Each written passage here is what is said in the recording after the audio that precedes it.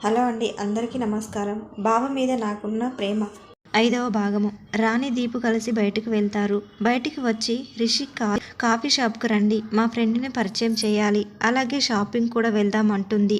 Rishi call lift చేసి రాణితో సరే ఇప్పుడే బయలుదేరుతున్నా, ఎవరు మీ ఫ్రెండు అంటూ అడుగుతారు. నీకు తెలిసి ఉంటుంది, దీపు మన కాలేజీనే, అదే మీ బ్యాచ్లో అభిమర్దలు, తనే మీకు తెలుసు అనుకుంటా. తెలుసు. దీపు ఎప్పుడొచ్చింది? ఈరోజే వచ్చింది. అమ్మ వాళ్ళు ఈరోజు షాపింగ్ మొత్తం కంప్లీట్ చేయమన్నారు. మీకు ఓకే కదా? ఇబ్బంది ఏం లేదు కదా? బిజీ వర్క్ ఏమన్నా ఉంటే చెప్పండి, అమ్మ వాళ్ళకు చెప్తాను. నో, అలాంటిది ఏం లేదు. ఇప్పటికీ అమ్మ వాళ్ళు షాపింగ్ కంప్లీట్ చేయలేదు అని చాలాసార్లు అడిగారు. నేనే మాట దాచేస్తున్నా. ఓకే, మీరు వచ్చేయండి కాఫీ షాప్కి, మాట్లాడిన తర్వాత అటే వెళ్దాం అని ఫోన్ కట్ చేస్తుంది రాణి. రిషి ఆలోచిస్తాడు. అవును, దీపు వచ్చింది అని వీడికి తెలుసా లేదా? నిన్న మీట్ అయినప్పుడు కూడా చెప్పలేదు. అసలు వీడికి దీపు వస్తుందన్నట్టు కూడా తెలియదు అనుకుంటా, లేకపోతే చెప్పేవాడు కదా అని ఆలోచించి అభి కాల్ చేస్తాడు. అభి లేచి ఫ్రెష్ అయ్యి జిమ్ చేస్తుంటాడు. అప్పుడే కాల్ వస్తుంది. ఎవరు అని కాల్ లిఫ్ట్ చేస్తాడు. హలో, ఎవరు అని అడుగుతాడు. నీ అబ్బా, నా నెంబర్ కూడా ఫీడ్ లేదారా ఎదవా, పొద్దున్నే నా దగ్గర తిట్టించుకుంటున్నావు. హో, నువ్వా రిషి? సారీరా, జిమ్లో ఉన్నా, ఎవరా అని చూడకుండా లిఫ్ట్ చేశాను. దానికి ఇన్ని మాట్లాడావురా గాడిద. అవును, మార్నింగ్ నా మీద పడ్డావేంటి? ఈరోజు ఏం పని లేదా ఏంటి? నీకు గుడ్ న్యూస్ చెప్దామని కాల్ చేస్తే నాకు పని లేదంటావా? దొబ్బై వెదవా, నాకు నిజంగానే పని లేదనుకుంటున్నావా? నా ఉబ్బి ఇప్పుడే కాల్ చేసి మీట్ అవుదామనింది. అలాగే షాపింగ్ కూడా వెళ్ళాలి అనుకుంటున్నాము.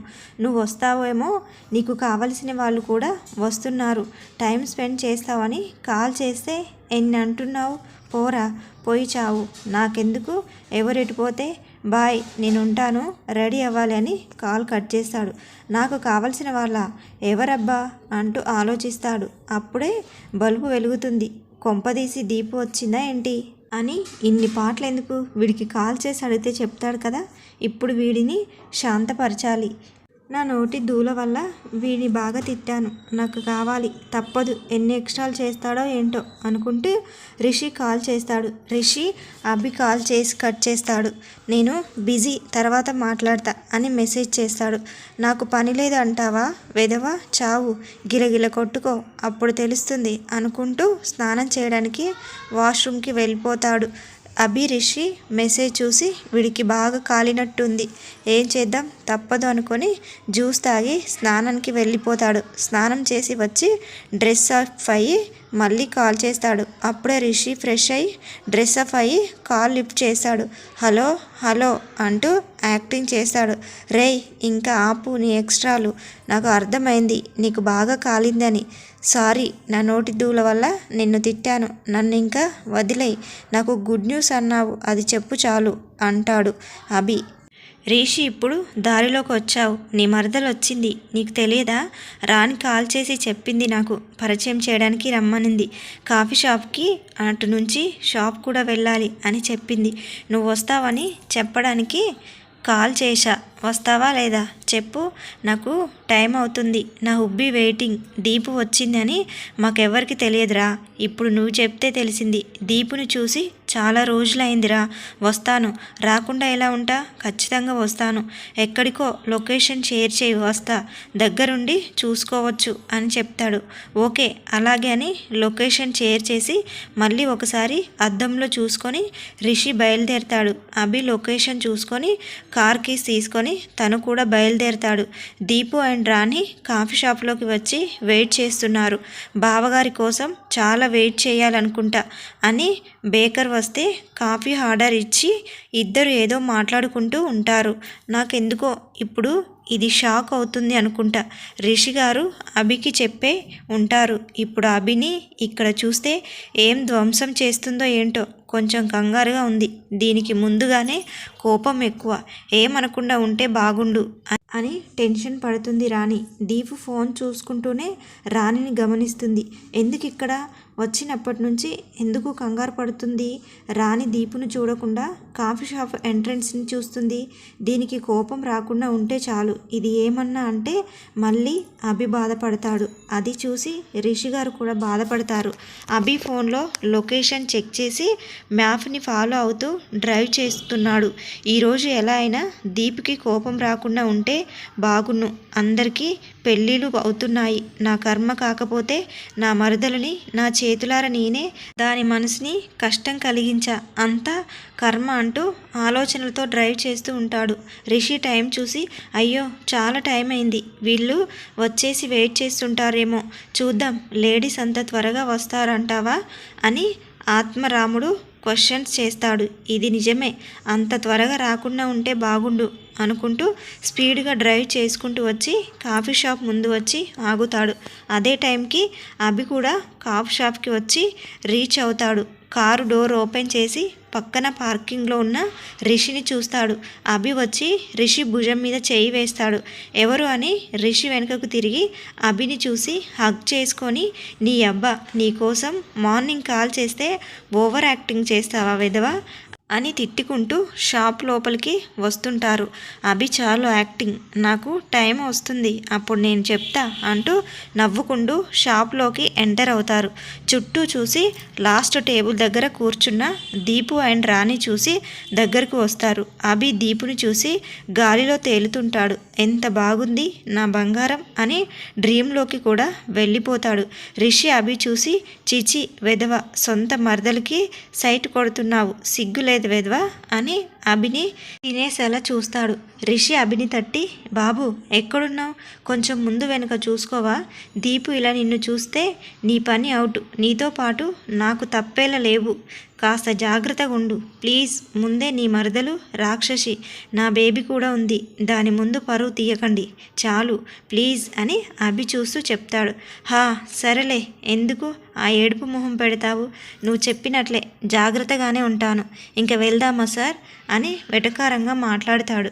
రాణి ఎంట్రన్స్లో నిల్చొని రిషి అండ్ అభిని చూసి వీళ్ళు అక్కడే డిస్కషన్ పెట్టారు, ఇంతసేపు అయింది వచ్చి ఇక్కడికి రావడమే లేటుగా వచ్చారు, మళ్ళీ డిస్కషన్ ఒకటి అంటూ కోపంగా వాళ్ళని చూస్తూ ఉంటుంది. రిషి రాణిని చూసి హో వీళ్ళు వచ్చి చాలాసేపు అయినట్టుంది, వీడి మీద ఉన్న నసతో దీని ఫోన్ కూడా లిఫ్ట్ చేయలేదు, ఇదేంటి ఇంత కోపంగా చూస్తుంది మమ్మల్ని అంటూ చుట్టూ చూస్తాడు. అందరూ వాళ్ళనే చూస్తుంటారు. అబ్బి హ్యాండ్ వదిలి కొంచెం దూరం జరిగి రాణి వాళ్ళ టేబుల్ దగ్గరికి వస్తాడు. రిషి వచ్చి దీపు అండ్ రాణిని విష్ చేసి కూర్చుంటాడు. అభిని చూపించి ఇతను నా ఫ్రెండ్ అంటూ ఇద్దరిని చూసి ఇంట్రడ్యూస్ చేస్తారు. దీపు ఫోన్లో నుంచి తల పైకి ఎత్తి అభిని చూసి కళ్ళు దించి మళ్ళీ ఫోన్ చూసుకుంటూ ఉంటుంది. వాళ్ళ బావని చూసి కూడా మాట్లాడాలని ఉన్నా కానీ పట్టించుకోకుండా ఫేస్లో ఏ ఎక్స్ప్రెషన్స్ ఇవ్వకుండా జాగ్రత్త పడుతూ సైలెంట్గా ఉంటుంది. అదురుతున్న గుండె చప్పుడు అదుపులో పెట్టుకొని ఫోన్ చూసుకుంటూ ఉంటుంది. వీళ్ళ ముగ్గురు దీపుని వింతగా చూస్తుంటారు. అభి మాత్రం దీపు చూసి కూడా మాట్లాడకపోవడం చూసి కొంచెం నొచ్చుకుంటాడు. రాణి మాత్రం దీపుకి రిషిని పరిచయం చేస్తుంది. దీపు తల ఎత్తి రిషి చూసి ఒక చిన్న స్మైల్ ఇస్తుంది. పక్కన ఉన్న అభిని పట్టించుకోదు. అందరూ కూర్చొని ఆర్డర్ ఇస్తారు. ఆర్డర్ వచ్చేలోపు అభి దీపునే చూస్తుంటాడు. అది తెలిసినా పెద్దగా పట్టించుకోదు. ఆర్డర్ వస్తుంది. అందరూ తాగి రిషి రాణిని షాపింగ్ అన్నావు వద్దా అని రిషి అడుగుతాడు. అయ్యో మర్చిపోయాను అంటూ సరే వెళ్దాం అంటూ కొంచెం సేపు ఉండి షాప్కి వెళ్తారు. అందరూ కలిసి షాపింగ్కి వెళ్తారు. రిషి వాళ్ళ సిస్టర్ రీతు కాల్ చేసి షాప్ నేమ్ చెప్పి రమ్మంటాడు. రీతు కాల్ లిఫ్ట్ చేసి సరే అన్నయ్య ఇప్పుడే బయలుదేరుతాను అని చెప్పి కాల్ కట్ చేసి వాళ్ళ అమ్మ వాళ్ళకు చెప్పి కారులో వస్తుంది. రాణి కూడా వాళ్ళ అన్నయ్య నందన్కి కాల్ చేసి షాప్ నేమ్ చెప్పి రమ్మని చెప్పి కాల్ కట్ చేస్తుంది. నందన్ ఆఫీస్లో వర్క్లో ఉంటాడు. కాల్ వస్తే లిఫ్ట్ చేసి రాణి చెప్పింది విని కాల్ కట్ చేసి పిఏకి చెప్పి డిస్టర్బ్ చేయకు, నువ్వే మేనేజ్ చేసుకో ఈరోజు అని చెప్పి కారులో కూర్చుంటారు. డ్రైవర్కి షాప్ నేమ్ చెప్పి బ్యాక్ సీట్ కానుకొని కాసేపు కళ్ళు మూసుకొని సైలెంట్ ఆలోచిస్తున్నాడు. ఏంటో ఆలోచనలు ముందు ముందు తెలుస్తుంది ఏంటో అనేది అందరికీ రీతు ఫోన్ చూసుకుంటూ నందన్ కాల్ చేసి వస్తున్నారా అని అడుగుతుంది. హా, కొంచెం సేపులో రీచ్ అవుతాను అని కాల్ కట్ చేస్తాడు. రీతు కూడా ఏంటో ఎప్పుడు వర్క్ అంటూ మాట్లాడడు అని కొంచెం నొచ్చుకుంటుంది. మ్యారేజ్ తర్వాత ఇలానే ఉంటారా ఏమో అర్థం కావడం లేదు. నేను నచ్చి చేసుకుంటున్నారా లేదా వాళ్ళ ఇంట్లో వాళ్ళ కోసం చేసుకుంటున్నారో అర్థం కావడం లేదు. ఒక్కసారి మాట్లాడాలి అనుకుంటూ ఆలోచిస్తుంది. అంతలో డ్రైవర్ మేడం వచ్చేసాం అని చెప్పి డ్రాప్ చేసి కార్ పార్కింగ్ చేయడానికి వెళ్ళిపోతాడు. అంతలో తన ముందు కారు ఆగుతుంది. చూస్తే నందన్ కారు దిగుతాడు. నందన్ చూడగానే రీతు ఫేస్ మీద ఉన్న చిరాకు మొత్తం పోయి చిన్న స్మైల్ వస్తుంది. ఇది అంతా నందన్ మొత్తం గమనిస్తాడు. ఏం తెలియనట్టు ముందుకి వచ్చి వెళ్దామా లోపలికి అంటాడు. హా అంటూ నందన్ హ్యాండ్ హోల్డ్ చేసి లోపలికి వెళ్తుంది. అభి వాళ్ళు కూడా ఎంట్రన్స్లోనే వీళ్ళ కోసం వెయిట్ చేస్తుంటారు.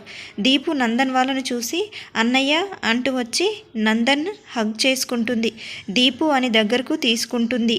రాణి కూడా దగ్గరకు వచ్చి లోపలికి వెళ్దామా అంటూ లోపలికి వెళ్తుంది. రీతు దీపు చూసి రిషి దగ్గరకు వచ్చి అన్నయ్య నందన్కి ఒక సిస్టర్నే కదా, ఈ అమ్మాయి ఎవరు అని అడుగుతుంది. తన వల్ల చిన్నప్పటి నుంచి ఫ్రెండ్ అండ్ అభి వల్ల మరదలు కూడా అంటూ అభి పరిచయం చేస్తాడు. హలో అంటూ పలకరిస్తుంది. అభి కూడా చిన్న స్మైల్ ఇచ్చి హలో అంటూ విష్ చేస్తాడు. నువ్వు ఫ్రెండ్ అంటున్నావు, తనేమో అన్నయ్య అంటుంది.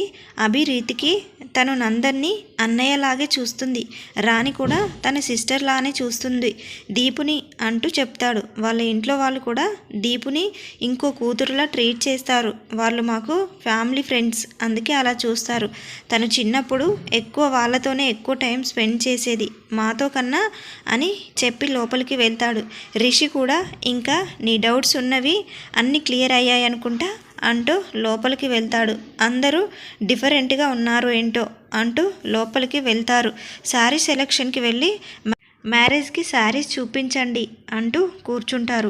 దీపు నువ్వు చూడు ఏది బాగుందో అంటూ సరే మేడం, నాకు అంత సెలెక్షన్ రాదు, నా సెలెక్షన్ కూడా బాగోదు, నువ్వు సెలెక్ట్ చేసుకో బేబీ ప్లీజ్ అంటూ అభిని చూస్తూ చెప్తుంది. అభి కూడా దీపుని చూస్తూ అంత నా కర్మ, నేను చేసుకున్నదే కదా, పడక తప్పదు అంటూ చుట్టూ చూస్తుంటాడు.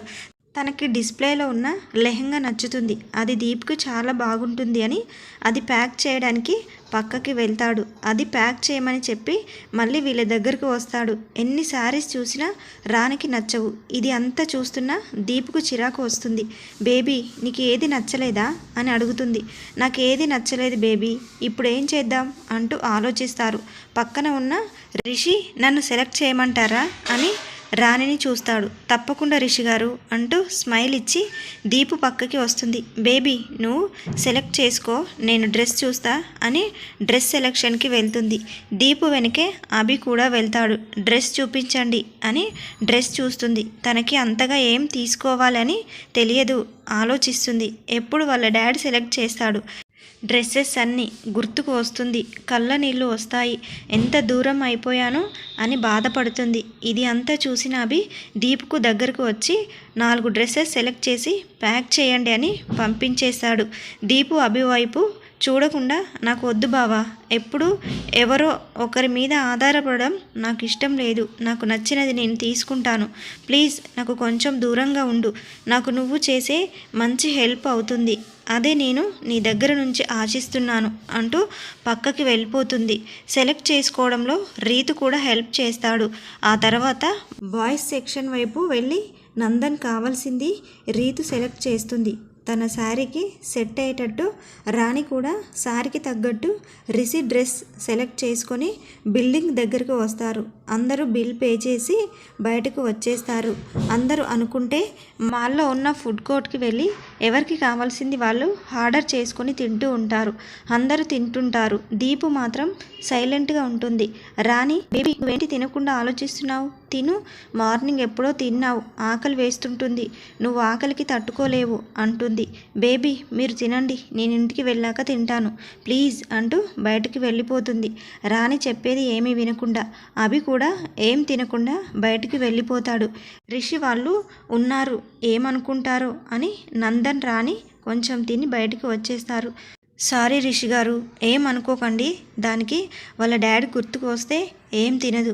మీరు దీప్ని తప్పుగా అనుకోకండి అంటూ రిక్వెస్ట్ చేస్తుంది. It's okay, no problem. నాకు తెలుసు కదా దీపు గురించి, ఏం అనుకోంలే, నువ్వు ఫీల్ అవ్వకు అని తిని బిల్ పే చేసి ఐస్ క్రీమ్ ప్యాక్ చేయించి బయటకు వస్తారు. నందన్, రాణి, దీపు వాళ్ళు రిషి వాళ్ళకు చెప్పి కారులో వెళ్ళిపోతారు. అభి కూడా రిషికి చెప్పి తను కూడా వెళ్ళిపోతాడు. రిషి వాళ్ళు కూడా స్టార్ట్ అవుతారు. దీపు వాళ్ళు కారులో వెళ్తూ ఆలోచిస్తుంది. బావ మారాడా లేక నాకు అలాగే అనిపిస్తుందా, ఇంకా ఏమన్నా అవసరం ఉండి ఇలా బిహేవ్ చేస్తున్నాడా అంటూ తల పట్టుకొని ఆలోచిస్తుంది. దీపుని కదిపి ఐస్ క్రీమ్ చేతికి ఇచ్చి తిను బేబీ, ఏం ఆలోచించకుండా అంటూ రాణి తినిపిస్తుంది. ఆలోచనలు అన్నీ పక్కన పెట్టి ఐస్ క్రీమ్ తింటుంది. అభి కూడా కారులో కూర్చొని మాల్లో జరిగిన దీపుకి తనకి జరిగిన సంభాషణని ఆలోచిస్తూ డ్రైవ్ చేస్తున్నాడు. ఫుడ్ కోర్ట్ నుంచి బయటకు వచ్చిన దీపు వెనకే అభి కూడా బయటకు వస్తాడు. దీపు కోసం కొన్న శారీ లెహంగా ఇస్తాడు. ఏంటి ఇది అంటూ అభి వైపు చూస్తుంది. ఇది నీ కోసం తీసుకున్నా, చూడగానే నచ్చింది, నీకు చాలా బాగుంటుంది అని తీసుకున్నా. ప్లీజ్ ఏమీ ఆర్గ్యుమెంట్ చేయకుండా తీసుకో.